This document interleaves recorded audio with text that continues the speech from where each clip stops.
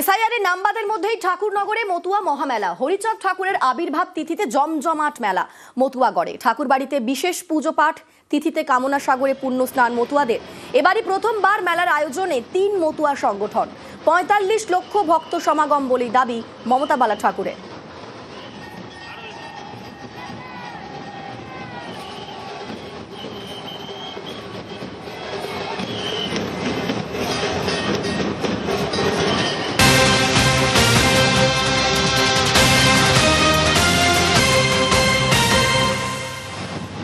Matua মহামেলাতেও issue SIR এর নাম বাদ, মতুয়াদের নাম বাদের সরব তৃণমূল কংগ্রেস।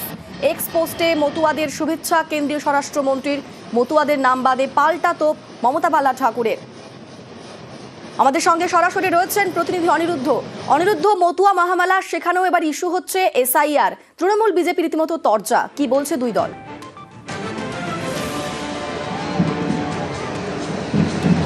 দেখো অনিন্দিতা, আমি এখন রয়েছি উত্তর ২৪ পরগনার ঠাকুরনগর ঠাকুর বাড়িতে, যেখানে ইতিমধ্যেই শ্রী শ্রী হরিচাঁদ ঠাকুরের ২১৫তম আবির্ভাব তিথি উপলক্ষে পুণ্য স্নান শুরু হয়েছে। আমি তোমাকে প্রাথমিকভাবে সেই চিত্র দেখানোর চেষ্টা করব যে মতুয়া ভক্তরা দূর দূরান্ত থেকে আসতে শুরু করেছে। দেশের বিভিন্ন প্রান্ত থেকে মতুয়া ভক্তরা এই কামনা সাগরে স্নান করছে, এবং সেই স্নানের মধ্যেই তুমি যেটা বললে যে রাজনৈতিক তরজা, অর্থাৎ এসআইআর নিয়ে রাজনৈতিক তরজা শুরু হয়েছে দুই পক্ষের।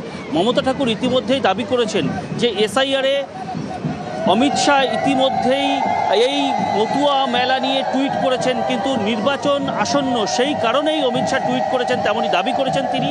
এবং এসআইআরে অনেক মতুয়ার নাম বাদ গিয়েছে, তার মতুয়ারাই তার বিচার করবে, তেমনও কিন্তু দাবি করেছেন মমতা ঠাকুর। অন্যদিকে শান্তনু ঠাকুরের স্ত্রী ইতিমধ্যেই জানিয়েছেন যে এসআইআর নিয়ে কোনো প্রভাব মতুয়াদের মধ্যে নেই।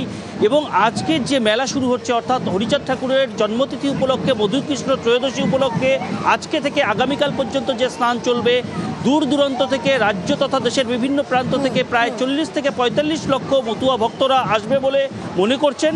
এবং ইতিমধ্যে এই মেলা নিয়ে যে রাজনৈতিক চর্চা শুরু হয়েছে, এসআইআর নিয়ে মতুয়াদের নাম বাদ দেওয়া প্রসঙ্গে, তো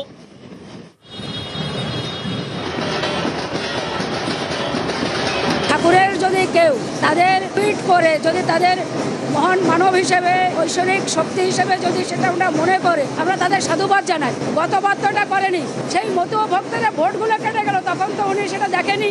আজকে যে যন্ত্রণা বুকে নিয়ে সেই মতো ধর্মের মানুষগুলো আজকে ঠাকুর বাড়িতে আসছে, উনি টুইট করেছে, আমরা ধন্যবাদ জানাই।